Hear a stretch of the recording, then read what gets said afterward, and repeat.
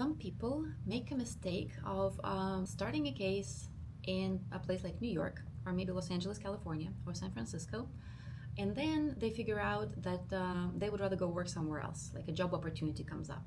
It's hard for immigrants, right? Sometimes people have to take jobs in other states. So one thing to remember here is that an immigration case follows a person, an applicant or a respondent, whichever your role in the case is. So you are really expected to do your asylum case where you actually live and work and file taxes. And sometimes courts don't pay much attention to it, but I've also seen cases where the courts paid a lot of attention to it, especially the DHS Council. They examine your taxes, they examine your driving record.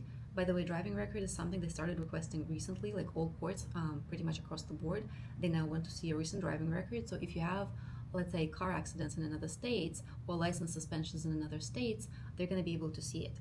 So they examine all of the paperwork that's not necessarily related to your specific immigration case, but they do want to make sure that the case is adjudicated where it is supposed to be adjudicated.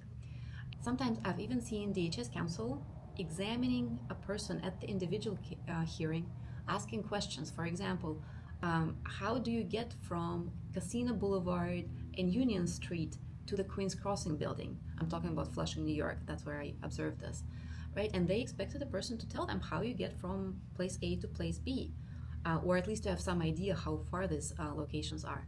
So if you live somewhere else and just came to the city recently to do an individual hearing, to do an immigration case, that could easily come up.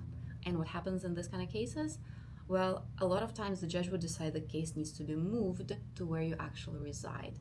And that means delays, and that means extra work, and sometimes it means less favorable jurisdiction. So, very important to be mindful that the case goes with you, and if you make a decision to move to another state, to move to another city, it could well trigger that the venue of the case would also be changed.